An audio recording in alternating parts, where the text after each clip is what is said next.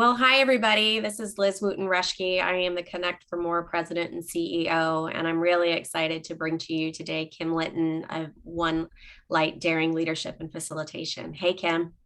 Hey Liz, how are you? I'm doing well. It's an interesting day here in Tampa Bay, as always. So, really excited to have you. I want to say thank you, first of all, for being the first of, I hope, many folks and experts Yeah. who will bring bring into this challenge that I've accepted from my Connect for More team. So we've been having a conversation at Connect for More about everybody's threshold for pain when it comes to virtual workshops. And we started our own virtual workshops in March of 2020. I'll let that sink in.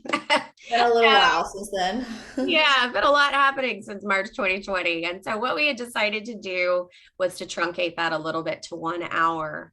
And then really, as we started to pay attention to our audience, we noticed that even the interest in that was less. So we thought to do a non-workshop workshop and just film our experts in conversation with myself, talking about some of the things that we're hearing from our audience about what they are most interested in learning from our experts. Awesome. Sounds good. I'm looking forward to diving in. Absolutely. Well, so I know you and I have had a lot of conversation. We originally met on the plane to Dare to Lead and a certification in San Antonio. But I know a lot of your background work is in organizational design and little a agile. Some would call you an agile person or a teaming expert. So for those of us who are new to that, can you just explain a little bit more about what that means? Sure. Thank you for number one, addressing it as little a agile. It's something that means a lot to me. Agile has become an industry over the last decade or so, probably even longer. What I consider myself to be is a true agilist, little a, meaning I focus on teaming behaviors that make sense for each team. We focus on experimentation, iteration, minimum viable products, meaning just keep it simple. And really, I don't believe in out of the box works for everyone. So all of the approaches I use with teams are custom and make sense for what the people actually need. I love that. I think a lot of what we do at Connect for More is talking to folks about number one, being where your feet are, right? Like, where are you at? That's why we do assessments with our clients. And then what is that next right step for you? So, not just what is the next level, but what is the next right step? And so I love this concept of agile. And I have to tell the audience, I didn't really know much about it until I met Kim and started to work with her. And we are very honored to have her as part of our Connect for More team. And I've learned a lot from her. And so, one of the things that I know she and I have had a lot of conversation about is the board of directors of a nonprofit as a team. So, Kim, if you don't mind, share with us a little bit of what you've experienced so far about the way that boards operate and kind of how that may or may not differ from what you know in kind of the teaming and agile world. Well, the first thing that comes to mind is that boards, they have to meet to make decisions, right? Especially during the pandemic, we're meeting remotely. So I tell a lot of teams I work with the only time that we ever get to collaborate is through a meeting. So we've also heard even prior to the pandemic that everyone hates meetings. And I want to sort of challenge that a little bit and say I think we hate unproductive meetings that we don't need to be at. I do think when you are engaged, when you have an agenda that makes sense for what you're doing, when you actually make decisions and don't just talk, and then have to make another meeting, I think people actually do enjoy those connections and those conversations. So, what I've noticed about boards is number one, they meet a lot, and number two, they talk a lot. And I think what discerns or what is the difference between a successful board and a non-successful board is the ability to make decisions while they have that dedicated time together. That's great. I think, we talk a lot about moving at the speed of business and, whether you're in the nonprofit sector, public sector, or for profit, the pace of business is constantly changing. And so, what would you recommend as we talk about boards as a team and the need to kind of move decisions along? What are some of the tips and tricks that we in the nonprofit sector and the business sector world who are either serving as board leaders or working with board leaders that can kind of help move the work along in a productive way?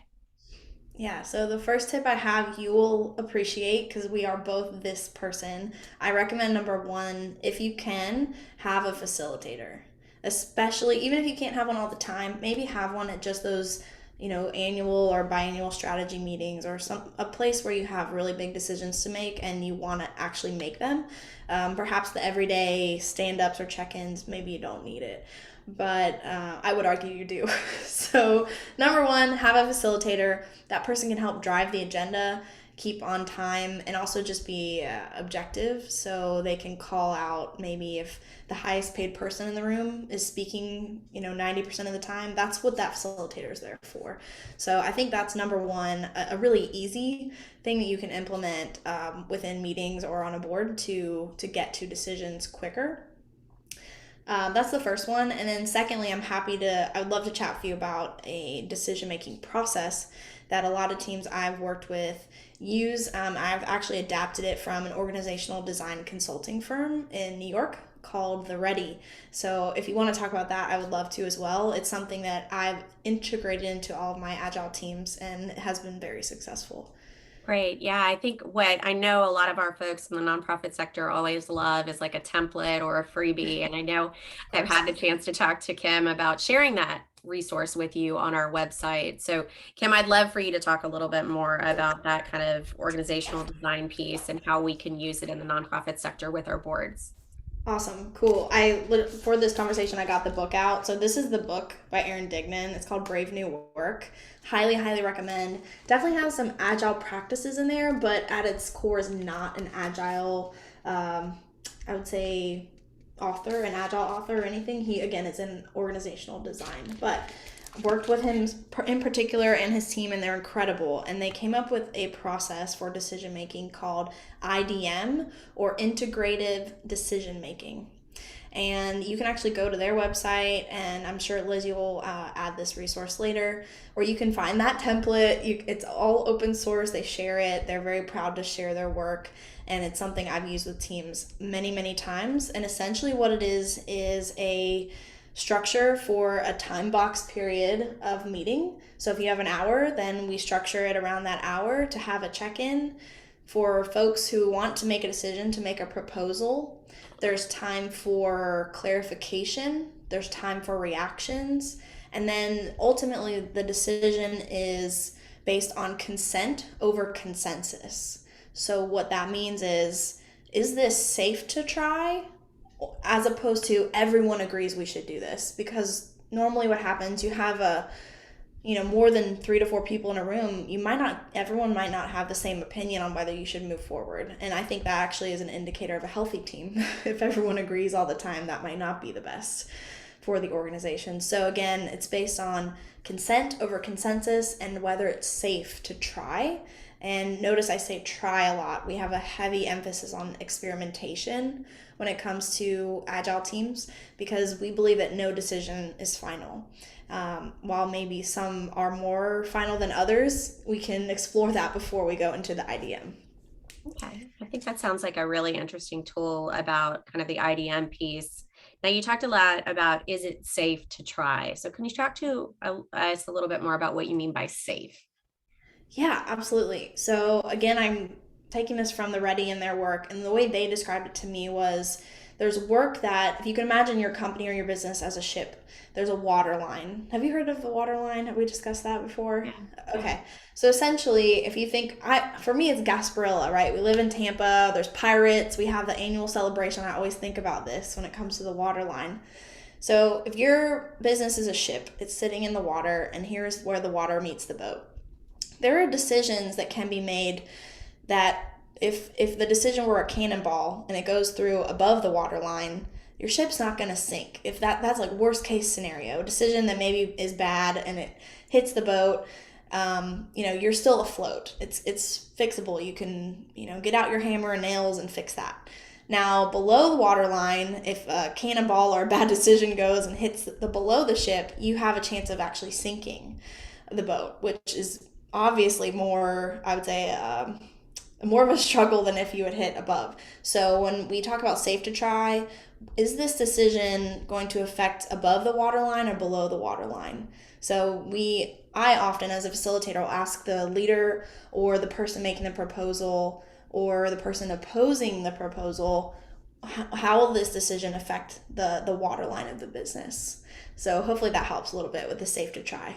It does. So I hear a couple of different things outside of having an outside facilitator, having an understanding of what we mean about safety for decision making and in our organization. And then Mhm. also about what do we mean by, above the water line and below the water line. And so I think those are really three important tips for our nonprofits that are watching to be thinking about. I'm curious as we get ready to wrap up kind of our non-workshop space. I love this idea of no decision is final. And, Yeah. as a practicing yogi, it's that concept of impermanence, right? Of like nothing is ever permanent, even joy. It kind of comes in and out like a wave. Mhm. So, what would you recommend to those nonprofit leaders that feel like, the decisions are very weighty? We've got funders, we've got stakeholders, we've got sometimes actual lives at stake in the decisions that we make as board members. So, what would be your recommendation to leaning into, kind of consent over consensus and embracing this idea that no decision is final? Yeah, a couple things come to mind. The first thing is one time when I went through this IDM process with a team, a lot of times the proposal comes out and it's X, Y, and Z. And a lot of times the team wants to really get behind all of it, all of the X, all of the Y, all of the Z. And one time I had a person who, it was really profound and now it sticks with me. They said, I'm not comfortable with Y and Z, but I'm cool with X Mm. because of those things you're saying. Like this could affect lives, this could affect our stock prices or those type of things. I know not nonprofit, but this was in a corporate setting. Um, so the decision that was made, we still had a decision, but it was a portion of the original proposal. So that's one thing, is just to maybe keep your mind open to a portion of the decision making, and also in that process there is a space where each person can provide their reaction and give suggestions like that. And then secondly is just sort of a mindset thing that comes to mind, and I think you'll appreciate it. As a yogi, it's a mantra that I repeat to myself often, which is progress over perfection. Mm. So if we choose progress over being perfect all the time and we just get incrementally better, or even if we get incrementally worse, we can adjust. So that's what agility is all about, is being able to pivot frequently, as much as every day. Some teams I work with, they make adjustments every day, every week, every 2 weeks, but we never go, months or a year without checking with ourselves. Are we making progress, or are we stuck because we're trying to be perfect? Mm. So I think those are the two things that come to mind. Well, I think those are some really important points, particularly this progress over perfection. I know I share very openly, I'm a recovering perfectionist. So Yeah, me too. I do think that may be my new mantra, and will be sticking on my post-it here shortly. Love it. As we wrap up this particular session, I want to ask two questions. Number one, I do want to ask you for some parting words on the concept of little a agile for our nonprofit leaders. Or number two, I want to ask, are you willing to come back and talk a little bit more? I know we barely touched the surface of all that you know, and I'd love to have you showcase a little bit more of what you know. Yeah, I'm always down to hang out, Liz.